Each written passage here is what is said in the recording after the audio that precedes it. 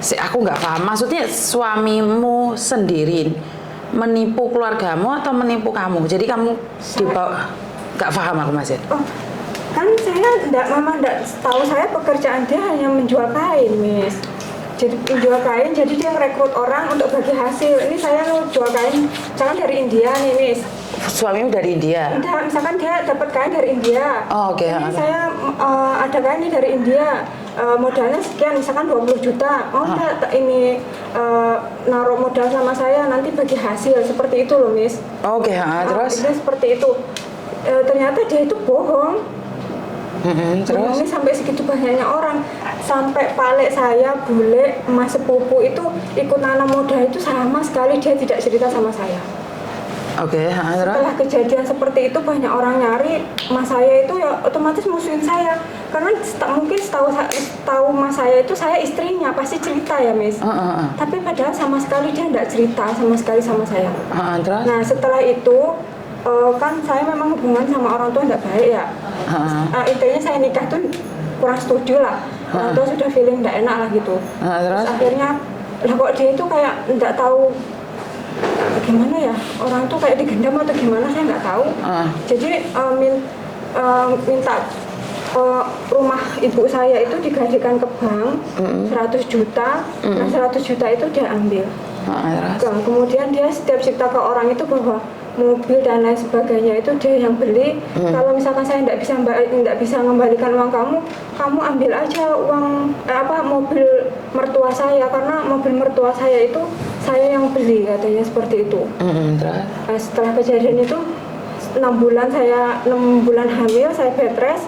Dia tanya sama saya, dia bilang kamu pulang aja ke Pekanbaru sama keluarga saya, nanti lahiran di sana. Karena dia tahu mungkin saya banyak pikiran kan. Nah setelah di Pekanbaru itu kamu kembalilah ke sana, selesaikan masalahmu. Sebenarnya ada apa? Saya kan tanya. Nggak taunya dia itu yang ngomong, dia bilang ditipu lah.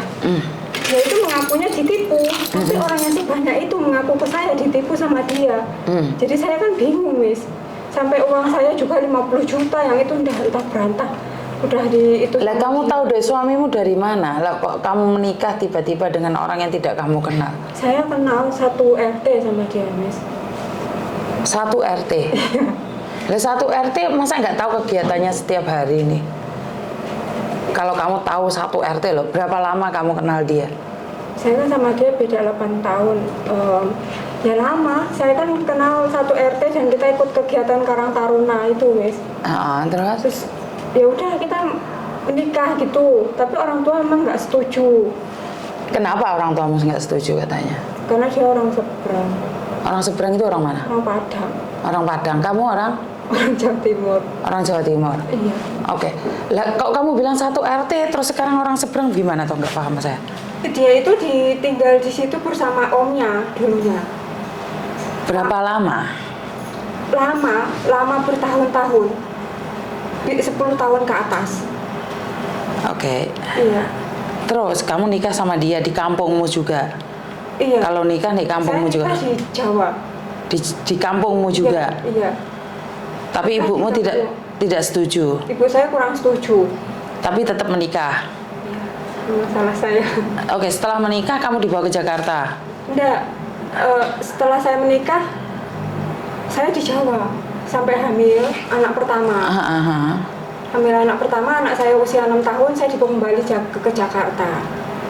Tapi yang saya bikin, memang saya kan agak janggalnya itu seperti ini. Kakak saya kan selalu bilang, dia ini setiap bulan itu bisa penghasilannya sekian puluh juta, ratusan juta ya, Miss. Tapi saya itu nggak masuk akalnya, kenapa? Kok dia ngasih saya hanya 800.000, 500.000 itu setiap bulan, Miss.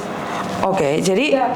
Dia ngomong pendapatannya besar. Mas sepupu saya yang ikut tanam modal sama dia. Mas saya itu kan polisi. Loh, masmu polisi masuk kena dihapusi? Ya makanya aku bingung, Miss. Terus? Jadi semua orang itu kayak dimintain uang dia aja ngalir terus ke dia, Miss. Ya berarti kan dia ada bisnis yang menjanjikan besar, Mbak. Jadi tapi kan nggak pernah cerita sama saya, Miss, sama sekali. Oke. Keluargamu juga nggak cerita. Sekarang giliran ada masalah cerita sama kamu. Kamu salahmu di mana? Kan kamu nggak salah. Menurut pendapat saya kan kamu nggak salah, kamu nggak tahu. Iya, tapi kan mereka nggak percaya lah. Loh, Karena kan oke, saat mereka naruh uang kamu tahu nggak? enggak, sama sekali enggak. Ya kenapa kamu nggak nanya mereka? Kenapa sebelum naruh uang nggak tanya sama saya tahu apa enggak? Terus sekarang masalahnya di mana? Ya itu kan, terus habis itu 1 bulan yang lalu dia itu ngecat saya. Suamimu. Ya. Terus kenapa kamu ninggalin suamimu? Apa karena pertengkaran ini terus kamu ke Hong Kong? Dia nggak pernah nafkahin saya loh, Miss. Semenjak saya di Pekanbaru itu. Oke. Saya minta di Pekanbaru itu, saya lahiran, saya minta dia tanggung jawab. Pokoknya intinya apapun, itu kamu kan kalau misalnya kamu salah, kamu ya harus tanggung jawab. Saya minta dia tanggung jawab, tapi dia enggak, sampai nunggu. Sampai berapa tahun, kurang lebih 2 tahun atau apa. 2 tahun itu dia enggak kerja. Hanya dia yang nanggung saya itu adik ipar saya. Terus? Ya seperti itu, enggak kerja, enggak apa, enggak mau tanggung jawab segala macam, itu masih nipu segala macam, tapi dia ngakunya dia itu tertipu. Tapi secara logika uang 3 miliar 65 juta, masuk dia tertipu? Saya minta penjelasan, kamu tuh ditipunya dari mana? Tolong kasih bukti sama saya. Kamu tuh ditipu orang lain atau dia itu ngakunya ditipu orang lain, tapi sebenarnya dia itu menipu keluarga dan orang-orang Tanah Abang itu sampai puluhan orang itu, Miss. Nah terus habis itu orang Tanah Abang itu kan bilang pengen lapor ke polisi, tapi polisinya minta sekian puluh juta, belum uang tiket dan lain sebagainya. Terus yang ditipu ya bilang, walah Pak, uang aku lo ditipu, bisa kon jaluk duit semono bane iki duit kok ngendi gitu. Terus oke, kamu ke Hong Kong. Saya ke Hong Kong karena saya punya anak sama sekali tidak dinafkahin sama dia. Berapa lama kamu di Hong Kong, sayang? Saya sekarang 5 tahun, Miss. Sudah 5 tahun. Berarti ini kejadiannya sudah lama. Iya, sudah lama. Karena saya pengen cerita sama Miss itu, dia 1 bulan yang lalu itu ngecat saya. Dia bilang mau mengembalikan uang saya kan, tanggal 30 ini. Terus? Dia ternyata zong, ngapusi bohong lah sama saya. Terus? Ya udah, terus ngeblok saya itu segala macam. Sekarang sudah enggak ngapusi lah, istilahnya tanggal 30 janjinya. Oke. Tiba-tiba dia ngechat kamu, tahu dari mana? Kamu sudah cerai atau masih resmi? Saya sudah ngurus cerai. Oke. Anakmu ikut kamu? Enggak, iya semuanya ikut saya. Di mana? Sama Uti di Jawa Timur. Ya. Oke, terus apa yang kamu takutkan? Apa yang kamu risaukan? Kenapa nyari Miss Uni? Apa yang kamu butuhkan dari saya? Iya, saya pengen ke Miss Uni itu kalau misalkan suatu saya pengen bawa dia atau ngelaporin dia itu kira-kira gimana? Ngelaporin tentang apa? Dia nipu itu loh, Miss. Nipu siapa? Nipu orang-orang, segala uang saya segala macam, kan saya juga ada bukti segala macam itu. Kamu ada bukti segala macam. Terus ada berapa orang yang ditipu nih? Mereka ngumpul nggak? Masih mau jadi saksi nggak? Itu yang saya susah karena semenjak kejadian ini kan saya kan kembali ke Jakarta ya, Miss. Itu orang tua saya kan nggak nerima anak saya, nggak nerima saya kan. Pokoknya diusir lah. Kamu diusir sama keluargamu sendiri? Oke.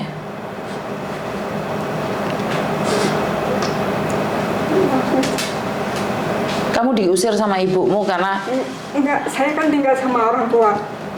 Tapi anak saya yang pertama itu mungkin karena bapak saya benci, saking bencinya sama mantan suami itu, benci sama anak saya yang pertama, ya diperlakukan seperti itu. Dia tidur dimandiin air kencing, terus intinya benci banget sama anak saya, selalu dihina segala macam. Terus klimaksnya itu kan anak saya tidur, terus pas bangun tidur itu ininya basah semua. Anak saya itu nggak pernah cerita kalau dia apa-apain. Terus saya tanya, kan saya paksa karena pas saya cium dia itu baunya pesing gitu ya, Miss. Terus saya tanya, kamu kenapa, Mas? Habis diinjak kepalanya terus diraupin air kencing sama kung katanya. Terus sama bapakmu sendiri? Ya, terus dia saking bencinya kan ditipu itu, Miss, rumah sama uang itu. Terus yaudah saya tanya baik-baik, Pak, kalau misalkan nggak suka sama anak saya, dia kan nggak tahu apa-apa, nggak berdosa, saya bilang. Terus yaudah intinya bapak saya, yuk kamu intinya keberatan lah. Memang saya kan dulu juga nggak kerja, Miss. pas setelah kejadian hamil ini saya pulang ke Jakarta kan saya nggak kerja, mungkin mereka sudah benci sama suami, terus saya merasa saya sebagai beban, akhirnya terus udah saya pergi dengan 3 anak itu. Anakku masih kecil, masih umur 3 bulan, saya pergi. Terus habis itu saya pergi di situ, saya nggak ada uang sepeser pun. Terus saya punya kenalan di situ, dia nampung saya di situ, nampung saya. Terus sama 3 bulan saya pikir nggak mungkin saya kayak gini terus. Terus anak saya titipin di pesantren. Terus yang 2 juga sama. Akhirnya saya pergi ke Hong Kong gitu. Oke. Kan kamu 1 orang nih kasusnya, jadi nggak bisa. Aku nggak berani nyariin. Kalau 1 orang saja aku nggak berani, karena sekali lagi kan saya nggak ada di Indonesia dan kamu nggak ada di Indonesia. Kan saya selalu bilang nih, kalau minta bantuan ke saya nih minimal tuh ada 10 orang. Sebenarnya kalau di Indonesia itu lebih dari 10 orang. Ya bikin no group.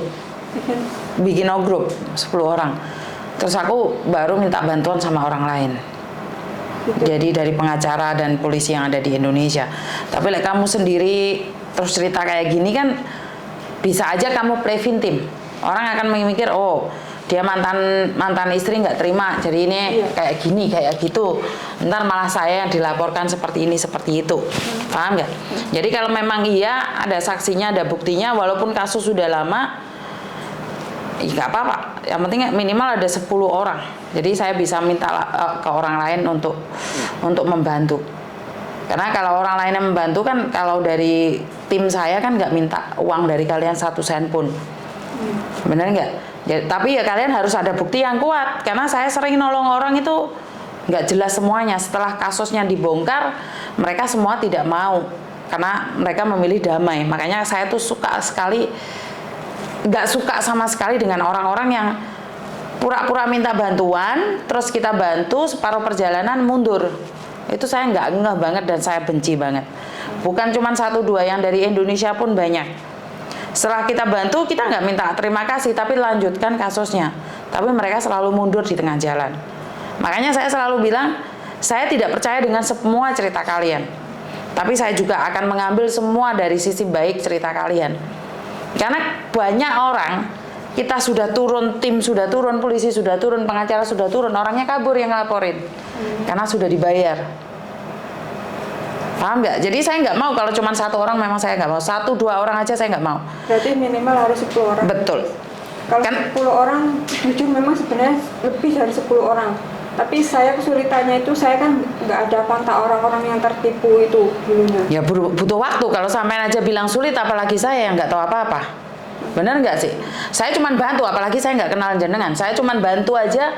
Kalau kamu bilang kesulitan, apalagi saya. Oh, saya nggak ada data kalian dan nggak tahu siapa-siapa. Saya membantu karena kamu TKW Hong Kong. Kalau kamu bukan TKW Hong Kong, saya akan mikir 2-3 kali. Karena setiap telepon yang masuk tidak semuanya bisa saya angkat. Jadi karena kamu salah satu TKW Hong Kong yang butuh pertolongan, tapi kamu dengan satu syarat, kumpulnya orang-orang itu. Kalau memang iya, ya nyatanya 5 tahun yang lalu kalian bisa mencari satu persatu. Ya kenapa sekarang tidak bisa mencari juga? Jadi mau tidak mau kamu harus mengumpulkan mereka semua. Jadi saya akan minta antar Pak Martin atau Pak siapa yang untuk turun tangan. Karena mereka tidak minta uang dari kalian sama sekali. Tapi ya itu, konsisten, ojo ngomong habis nulis surat semuanya ternyata kalian tidak melanjutkan. Itu aku paling benci. Jadi kalau iya, kalau enggak. Karena setahu saya nih pasti kalau kalian di Indonesia butuh uang. Iya, memang dia waktu itu pas saya di Jakarta itu kan dia bilang ini sudah dikumpulkan sekian orang, ada buktinya. Tapi kendalanya itu yaitu dia kan di Pekanbaru, semua tiket segala macam, pokoknya intinya dia minta 20 juta. Lalu siapa yang minta 20 juta? Dia lapor polisi itu minta 20 juta. Siapa yang minta 20 juta? Polisinya katanya, yang orang laporin dari Tanah Abang itu. Terus dia bilang, oh orang saya sudah ketipu sekian banyak. Yang ditipu itu kan ada yang sampai jual rumah, sawah, mau buat umroh kayak gitu, Miss. Oke. Terus toko kayak gitu sampai dijual. Modusnya apa sih itu? Justru itu saya nggak ngerti, sampai detik ini saya nggak ngerti. Kan orang-orang di sekitarmu kan harusnya cerita modusnya Jadi apa. ceritanya ya seperti itu tadi, jual beli kain, kemudian mereka tanam modal lalu bagi hasil. Jadi tanam modal berapa, bagi hasilnya berapa, kan pengacara pasti nanyain. Kalau jawabannya nggak tahu, terus bagaimana menangkap orang?